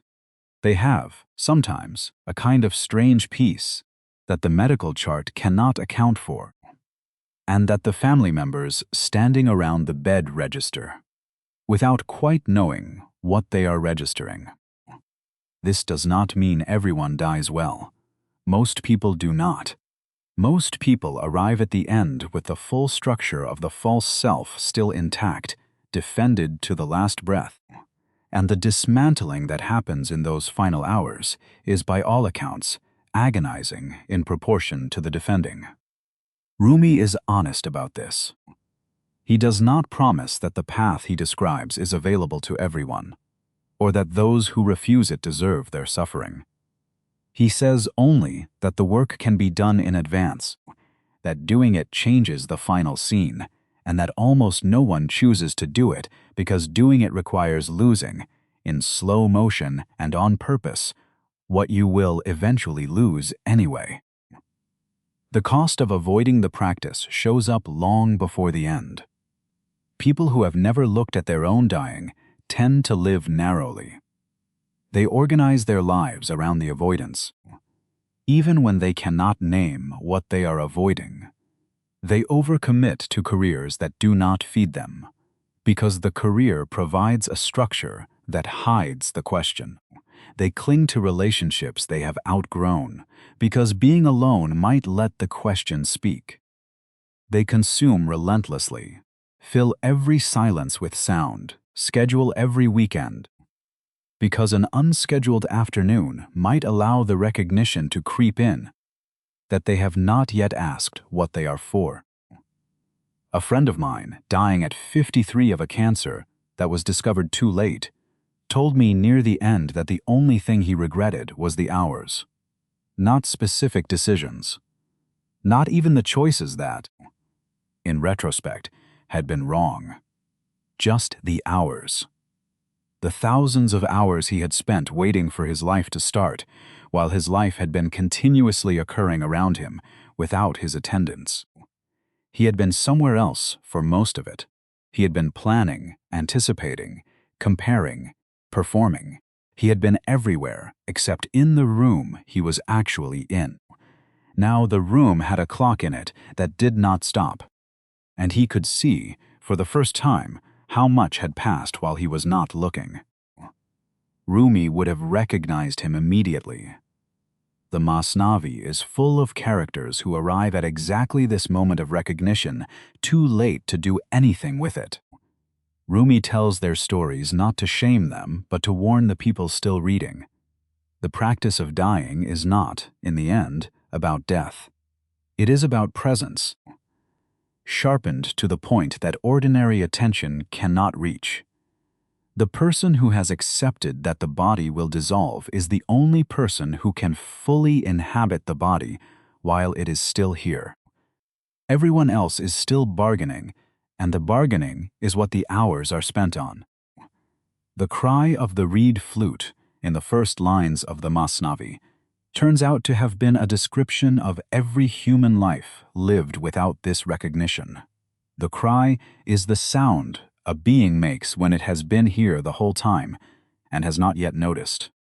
Chapter 10. When prayer becomes a wall. There is a man in the Masnavi who prays 5 times a day without missing a single prostration. His forsod has a prayer callus. His neighbors hear his dawn recitation through the walls. His children see him rise in the dark, wash himself carefully, face the direction of Mecca, and lower himself to the floor with the precision of a man who has been doing this for 30 years. He is, by every visible measure, devout. He is also, as Rumi tells the story, a man who beats his wife, shortchanges his customers, and speaks to his servants with a contempt that would embarrass a tax collector. No one in the neighborhood connects the two facts. The prayer and the cruelty exist on separate floors of the same building, and the staircase between them has been quietly removed. Rumi tells this story, and stories like it, with a specific kind of anger that appears nowhere else in his writing. He is patient with doubt. He is gentle with confusion. He is generous with failure. But toward the performance of piety as a substitute for its content, he has no patience at all. The man who prays and harms is not, in Rumi's vocabulary, a flawed believer. He is something worse. He is a man who has used prayer itself as a shield against the change prayer was designed to produce. The practice that was meant to dissolve the ego has become the ego's finest ornament. This is not a minor theme in his work. It is one of the load-bearing pillars. Across the 6 volumes of the Masnavi, Rumi returns again and again to the distinction between the form of worship and the state of the worshipper. He tells of a man whose prayer is refused by God because the man was, during the prayer, mentally calculating what his neighbor owed him. He tells of another man, illiterate, who spoke to God in broken ungrammatical sentences that made the theologians wince, and whose prayer, Rumi insists, reached further than 1,000 correct recitations performed with a wandering heart. The grammar was wrong. The presence was total. God, in this framework, does not grade on syntax. The teaching caused predictable fury. The scholars who had spent their lives mastering Arabic morphology, perfecting the sequence of ritual, memorizing the correct postures and their legal subtleties, did not appreciate being told that a peasant who cried honestly on a hillside might have a clearer line to the divine than they did. Their objection was not unreasonable. If inner state is the real criterion, and inner state is invisible, then anyone can claim to have it. The illiterate man who says he loves God in bad grammar may genuinely love God. He may also be lazy, uninstructed, and looking for an excuse to skip the work. From the outside, the two cases are identical. Rumi knew this. He was himself a man of immense learning who never abandoned the formal practice. He prayed the 5 prayers. He fasted in Ramadan. He performed the rituals as they were taught to him by his father and his father's teachers. His critique was never that the forms were unnecessary. It was that the forms, when performed without inward presence, became a wall rather than a window. The wall was more dangerous than outright disbelief, because the wall looked from every angle exactly like faith. There is a psychological precision in this that modern therapy has only recently begun to articulate. The concept of spiritual bypassing, named by the psychologist John Wellwood in the 1980s, describes the use of spiritual practices to avoid confronting unresolved psychological material. The meditator who sits for hours to escape feeling anger. The church member who forgives loudly and publicly while quietly keeping a ledger of every offense. The yoga practitioner who has cultivated a voice of preternatural calm that conceals an interior boiling with resentment. None of these people are lying, exactly. They have genuinely committed to a practice. The practice has become the thing that prevents them from doing what the practice was supposed to help them do. Rumi saw this 800 years before it had a clinical name. His diagnosis is sharper than Wellwood's because he is willing to say what clinicians are trained not to say. He says that God actively rejects this kind of worship, not gently, not with a note of encouragement. The Masnavi contains passages where the divine voice tells the devout man to stop praying, because his prayer has become a form of noise that blocks out the very silence God is trying to speak into. The prayer has become the obstacle to the prayer. The worshipper has filled the room so completely with the sound of his own devotion that there is no space left for what devotion was supposed to make room for. This extends far beyond the mosque. Rumi applies the same lens to every arena of human performance that has lost contact with its original purpose. The scholar who reads to collect rather than to be changed. The poet who writes for applause rather than from necessity. The teacher who lectures to feel important rather than to serve the student sitting in front of him. The parent who provides materially and calls it love while never once sitting down to ask the child what is happening inside them. In every case, the form persists. In every case, the substance has departed. The departure was not sudden. It happened gradually, over years, as the person slowly replaced the difficulty of genuine engagement with the comfort of reliable routine. He tells a story of a mosque where the congregation has prayed together for decades. The building is beautiful. The carpets are clean. The call to prayer rises 5 times a day, perfectly timed, perfectly pitched. Then one evening a stranger walks in. He is not Muslim. He does not know the postures. He sits in the wrong place, facing the wrong direction. He does not recite. He simply sits and begins to cry. He cries for an hour. The congregation is appalled. They call the imam. The imam comes and stands over the stranger and tells him he is doing it wrong, that this is not how one worships. The stranger looks up and says something to the effect of, "I was not worshipping. I was just here." Rumi does not tell us what the imam said next. The silence is the point. In the modern context, this critique lands with a weight Rumi could not have anticipated. We live in an era where spiritual practice has been productized. There are apps that track your meditation streak the way a fitness tracker counts your steps. There are certification programs for becoming a mindfulness teacher, with continuing education credits and annual renewal fees. There are retreat centers that cost more per night than a month's rent in the neighborhoods, where contemplative traditions were originally practiced by people who owned almost nothing. The form has been preserved with extraordinary care. The form has also been priced, branded, marketed, and optimized for retention. Rumi would not have been surprised by any of this. He watched a similar dynamic in his own century, as Sufi orders became institutionalized, as lodges accumulated endowments, as the wild original impulse of the mystics calcified into hierarchy and credential. He wrote against it continuously, knowing that the writing itself could become another layer of the calcification. A man who reads Rumi's critique of empty piety and feels superior to the emptily pious has just performed the exact maneuver Rumi was warning against. The critique, consumed as entertainment, becomes the newest and most sophisticated version of the wall. There is no exit from this loop that can be designed in advance. You cannot construct a form of prayer that is immune to being performed emptily.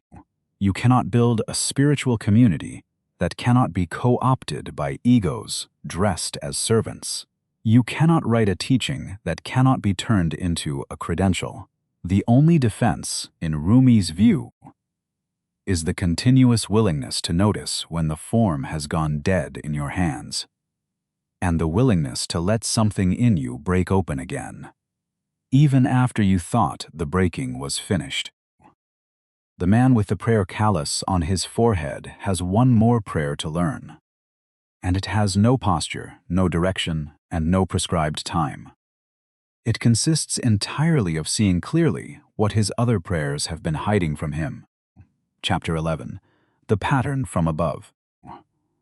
In a refugee camp on the eastern edge of Turkey, in the winter of 2017, a Syrian mother named Halima sat with her 4-year-old son on her lap. The boy had been coughing for 3 weeks. The camp's small clinic had no antibiotics that week. The aid trucks had been delayed by a closed road.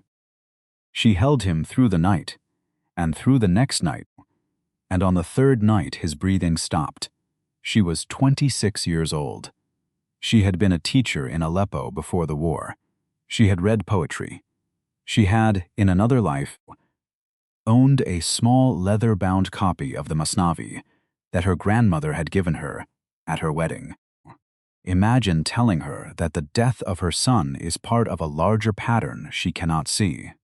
Imagine offering her, in that tent, the most beautiful passage Rumi ever wrote about how suffering polishes the soul, how every loss is the divine teaching the soul what it most needed to learn, how from a higher vantage point the entire tapestry would resolve into a perfect design. Imagine watching her face while you said it. This is the test that every theodicy in history must pass, and most of them, including Rumi's, do not pass it cleanly. They were not built to. His theodicy follows from his metaphysics with iron consistency. If only one thing exists, and that one thing is divine, then every event that occurs is the divine in motion, including events that destroy children. The carpet has been woven from a single thread, and the underside, where we live, looks tangled and arbitrary. From above, the design would resolve. The pattern is real, even if we cannot see it. The suffering serves the pattern. The pattern serves something that, by its nature, cannot be described in the language available to those caught inside it. This is among the most morally dangerous claims any teacher has ever made, and Rumi made it without flinching. He knew what he was risking. He had lived through the Mongol catastrophe. His own family had fled west from Balkh ahead of the slaughter.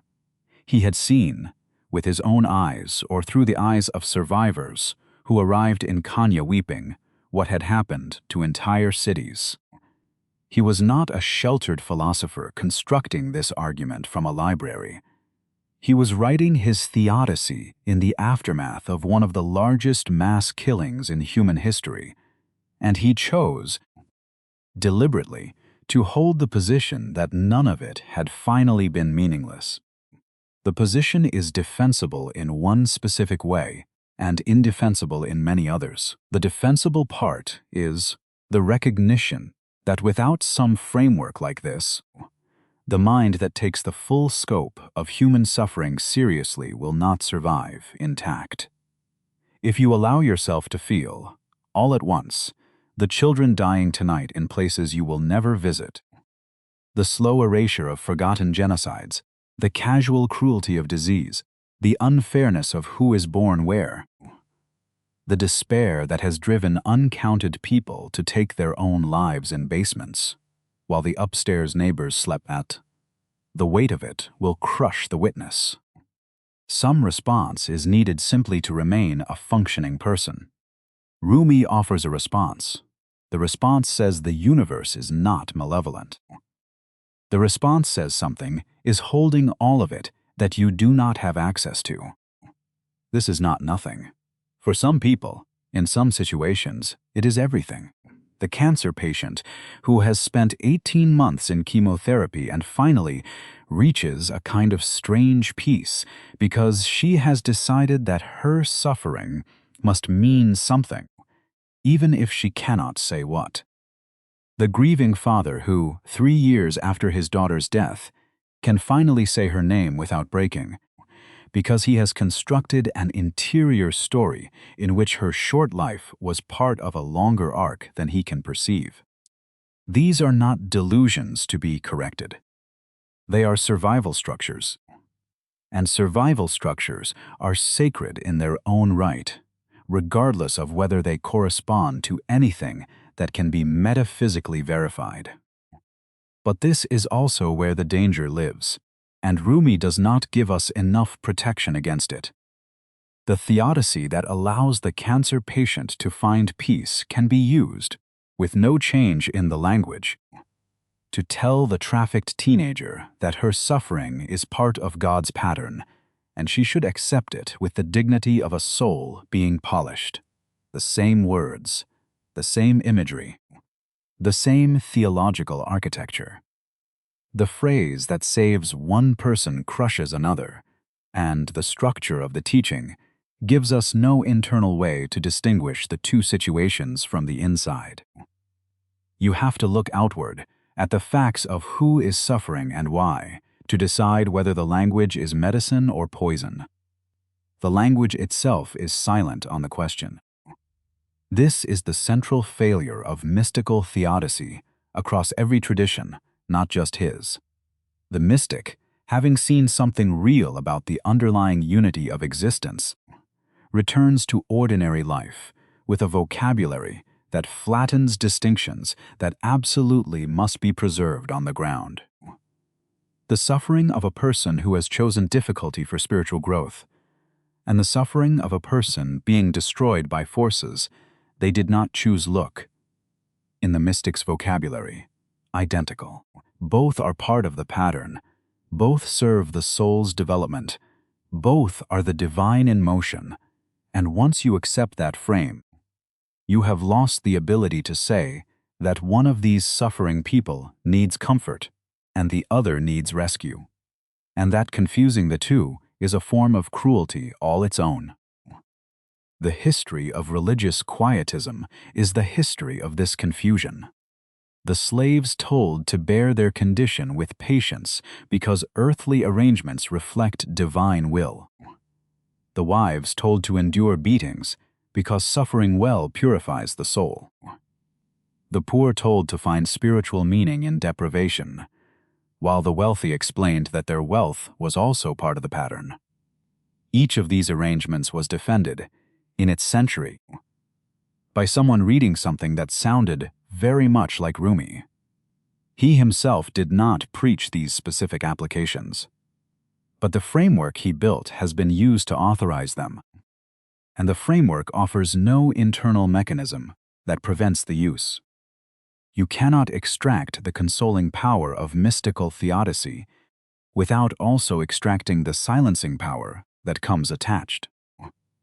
There is one move Rumi makes that partly redeems the framework, and it is the move that most popularizers ignore. He distinguishes between suffering that comes from the unavoidable conditions of being finite and suffering that comes from the ego's resistance to those conditions. The first kind is intrinsic. You will lose people, you will age, you will hurt.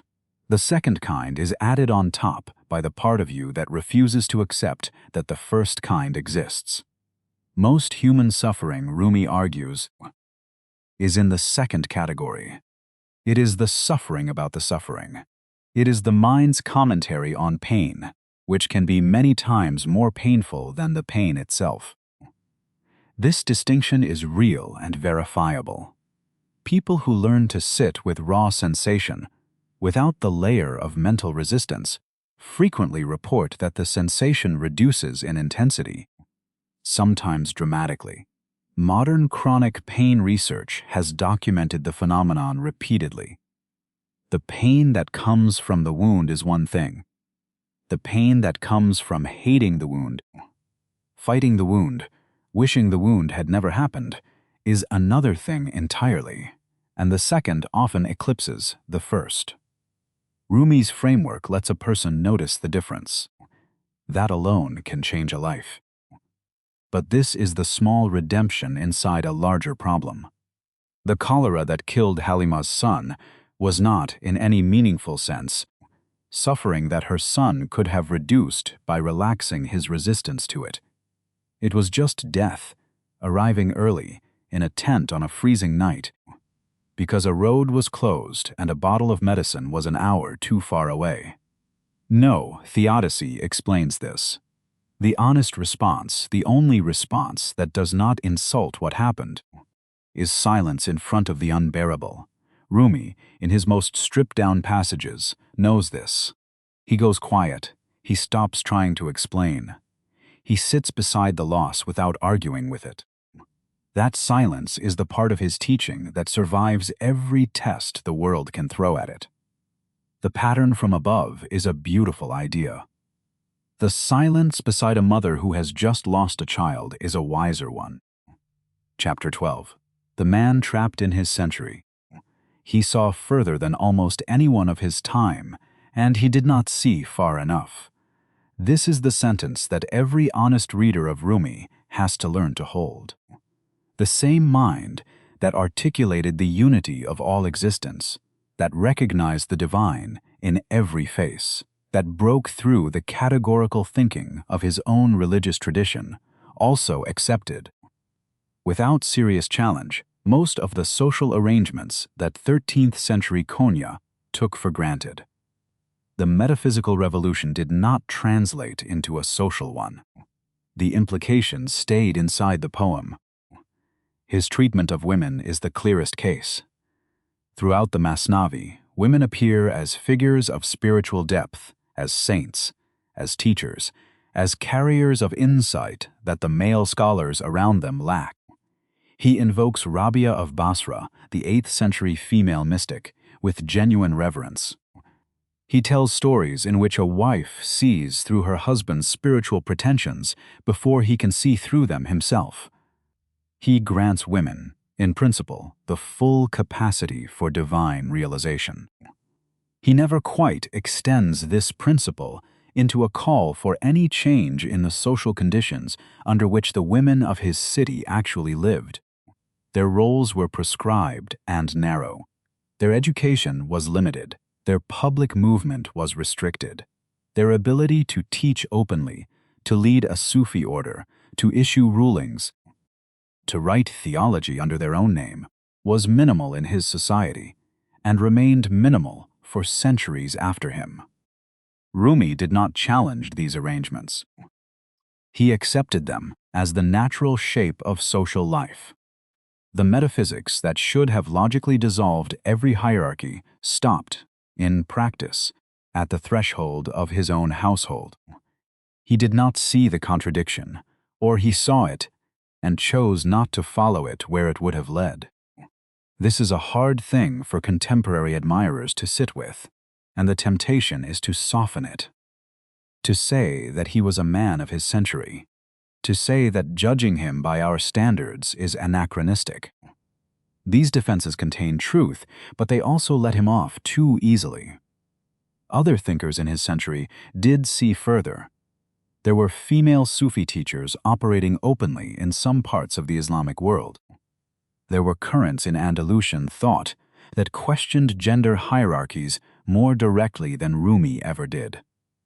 The conditions for seeing existed. He did not avail himself of them.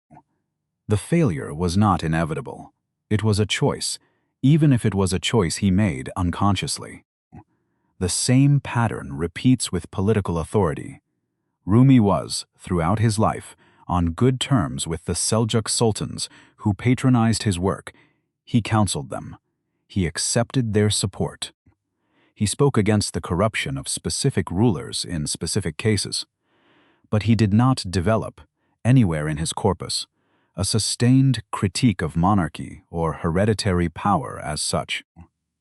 He took for granted that some people would rule and others would be ruled, that this was the natural order, and that the spiritual seeker's task was to find inner freedom within the political arrangements, rather than to challenge those arrangements themselves. This was a comfortable position for someone whose family had been patronized by sultans for 2 generations. It is harder to know how he would have written if he had been a peasant in the same era, watching tax collectors strip his village twice a year. The view from inside a palace is not the same as the view from outside it, and Rumi never lived outside it. He died in a household supported by royal favor. The bills were paid. The lectures were protected. This does not invalidate what he saw. It does mean that the parts of human experience that the patronage shielded him from were also the parts he had the least to say about. His treatment of religious difference shows the same partial vision. He is, by medieval standards, astonishingly pluralist. He insists that sincere seekers in every tradition reach the same truth by different roads. He tells stories sympathetic to Christians and Jews. He attends, by all accounts, the gatherings of other religious communities and is mourned by them at his death. This was genuinely radical. It also has a quiet asymmetry inside it. The truth that all roads lead to, in his framework, is recognizably his truth, the truth of his tradition, formulated in his vocabulary. Other religions are honored insofar as they approximate this truth. They are not honored on their own terms, in the categories they themselves would use to describe what they are. This is the structure of most religious universalism, and it is more sophisticated than outright bigotry, but it is not the same as genuine pluralism. Genuine pluralism would have to admit that a Buddhist account of reality and a Sufi account of reality might be irreducibly different, both true in their own framework, neither translatable into the other without remainder. Rumi does not go this far. He invites everyone to the same mountain. He is unaware, or unwilling to acknowledge, that the mountain he sees might be his mountain, and that the others might be standing in front of mountains he has not climbed. There is one more limitation, and it is the one his modern admirers find hardest to discuss. The mystical path he describes, with its emphasis on transcending the body, transcending the world, transcending the personal, can become a strategy for avoiding the very real work of being a person in a body in a world, with other people who need things from you. The seeker who has tasted unity, who has glimpsed the dissolution of the self, can return to ordinary life with a quiet contempt for ordinary life. They can use their spiritual experience as a reason to disengage from the practical responsibilities that bind everyone else. Rumi himself did not fall into this fully, but his framework permits it, and many of his followers across the centuries have fallen into it conspicuously. The husband who neglects his children because he is busy with God. The community member who refuses to engage with political injustice because politics is a lower realm. The seeker who walks away from a difficult marriage by reframing the walking away as a spiritual necessity. These are not aberrations of his teaching.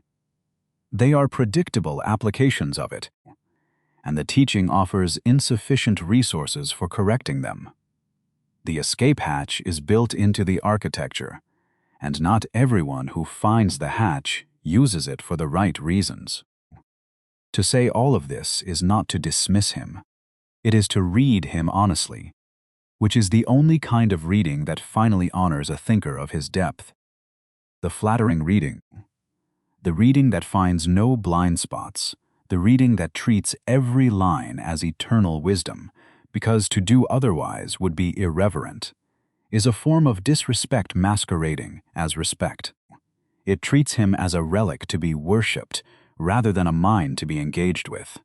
He was not a relic. He was a particular human being, born in a particular century, with a particular set of insights that broke through some walls and left other walls untouched. Honoring him means being able to see both. The Persian poet Hafez, born about 100 years after Rumi died, wrote that we should not believe everything we hear from our teachers, because the teachers, too, are still learning. This is the spirit in which Rumi should be read now, not as a finished system to be downloaded into a modern life, as an extraordinary partial achievement that pointed in directions he himself could not always follow, and that invites the reader to follow them further than he managed. The pointing was the gift. Whether the pointer himself reached every destination he indicated is, in the end, beside the point. He saw the unity. He missed some of what the unity implied. Both are true. Both are how human minds work. The flute does not need to be a perfect flute to make a sound that breaks a listening heart. Chapter 13. What survives the translation? 800 years after his death, on a Tuesday afternoon in any city you choose, a woman in her 30s sits in a coffee shop, reading a Rumi quote on her phone. The quote is poorly translated. The original Persian context is gone. The Islamic resonance has been bleached out of the English. The line she reads has passed through 3 hands, 2 centuries, and 1 continent before arriving on her screen, and almost none of what made it a living thing in the mouth of its author has survived the journey. And yet something has survived. Something stops her for a moment. Something makes her look up from the screen and out the window, and the looking up is real. This is the question this whole inquiry has been circling.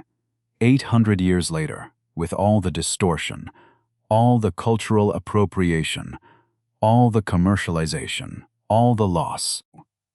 What is actually being transmitted when a contemporary person encounters Rumi?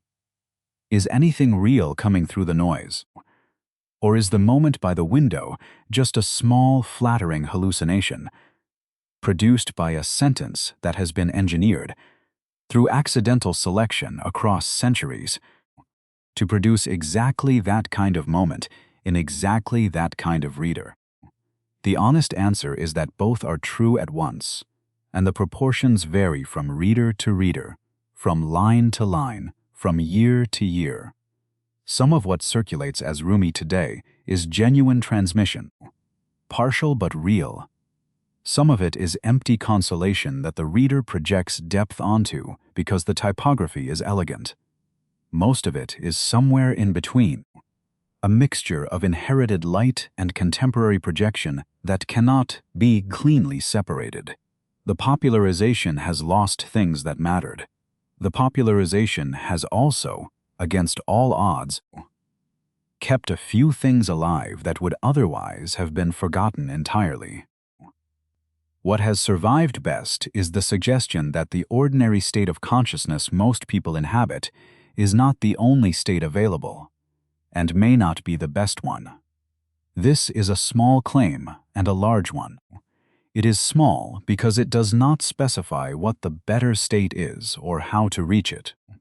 It is large because most of contemporary life is organized around the assumption that the ordinary state is all there is, that the restlessness people feel is just a personal failure to optimize, that the answer is more productivity or more therapy or more shopping. The Rumi quotation, even in its degraded form, plants a tiny seed of doubt about that assumption. The seed sometimes grows. What has survived worst is the practical infrastructure that made his teaching effective in its original setting.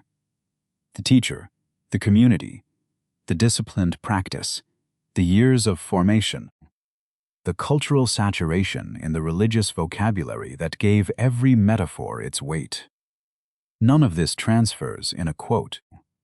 A person reading Rumi on a phone has access to the conclusions, but not to the procedures that made the conclusions earned. They are receiving the report of a journey without any of the muscles required to undertake the journey themselves. This is not the reader's fault.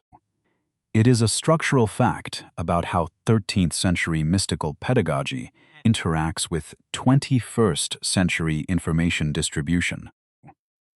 The result, predictably, is that contemporary engagement with Rumi tends to produce two kinds of readers. The first kind reads him as confirmation. They take the lines that fit their existing assumptions and ignore the lines that would disturb those assumptions. They quote him to justify decisions they had already made. They use him as decoration on a life he would not have recognized as the life he was describing. There is no real harm in this, and there is no real change in it either.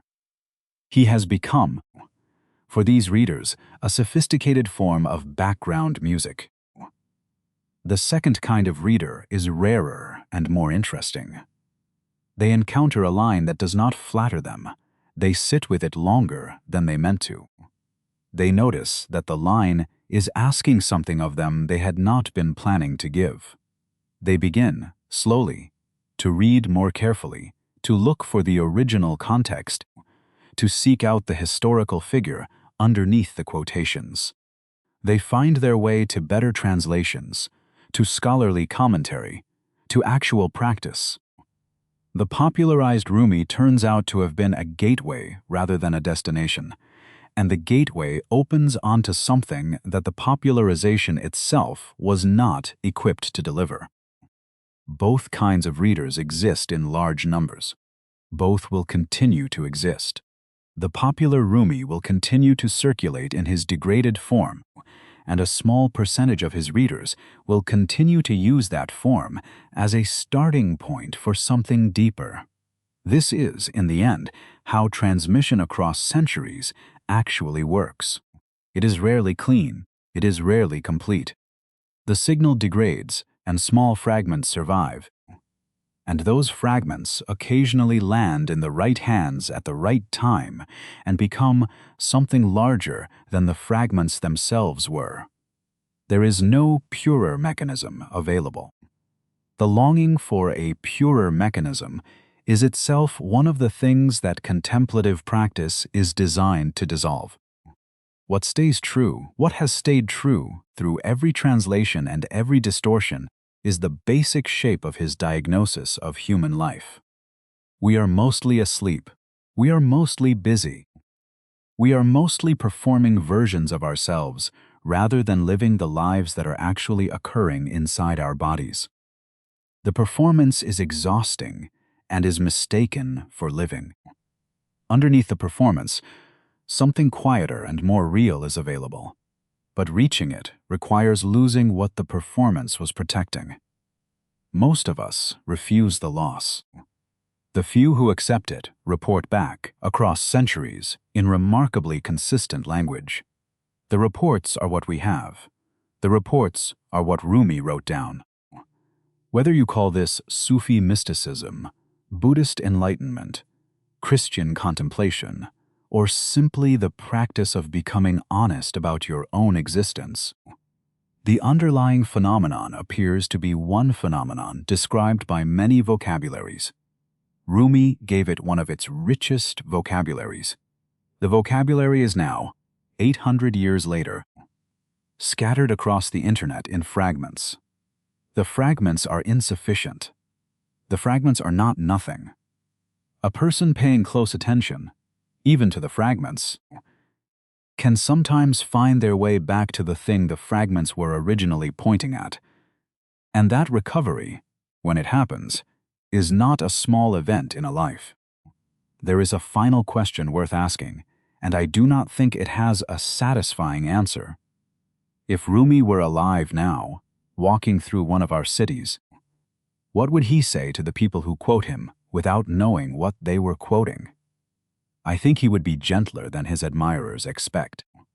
He spent his life watching people miss the point in elaborate and sincere ways, and he developed, over decades, a patience with that missing that is itself part of what he was trying to teach. He would not, I think, despise the woman in the coffee shop with the bad translation on her phone. He would notice that she had looked up from the screen, and the looking up, however briefly, was the only thing he had ever been asking anyone to do. He would also, I suspect, ask her to do it again the next day, and the day after, and to keep doing it until the looking up became the default rather than the exception. And the screen became something her hand picked up only when there was a real reason to pick it up. The path he described was not about reading better quotations. It was about ceasing, gradually, to be the kind of person who needed the quotations in the first place. The quotation, at its best, was always a doorway out of itself. The person who keeps standing in the doorway has not yet walked through. The flute that has remembered in the end stops crying. It does not need to. The reed bed is here. This is the lift now. A man born in 1207, in a city that no longer exists in the form he knew it, in a religion that has been continuously misunderstood for 1,000 years, is still, somehow, reaching across the centuries to ask one specific question: are you actually here? Is the life that is happening to you tonight, the breath you are taking right now, the body holding the device you are reading on, occurring to someone who is present for it? Or is it occurring to a sophisticated absence that has been mistaking itself for a person for as long as you can remember? The question has not aged. The technologies surrounding the question have changed beyond recognition. The question is exactly the question it was 800 years ago. Every century rediscovers it. Every century invents new ways to avoid answering it. Our century is no exception, and our particular avoidance, conducted through screens and algorithms and the endless ambient noise of self-presentation, is not more sophisticated than the avoidances of any previous century. It is just louder. The noise level has gone up. The question underneath the noise is unchanged. If this made the quiet inside you a little less empty, there is more coming. I will be here. And one last thing to carry into whatever night you are about to walk into. The most quoted line of his you have probably ever read tells you to meet in the field beyond right and wrong. Tonight, before you sleep, ask yourself what you would have to set down in your own life to actually walk to that field, not the symbolic version, the literal one. What habit, what story, what comfort, what relationship arranged around your smallness would have to be released for you to take a single real step in the direction Rumi spent his life pointing toward? Hold the question. Do not answer it yet. The honest answer, if it comes, will arrive when you are not looking for it. That is how he said it always comes.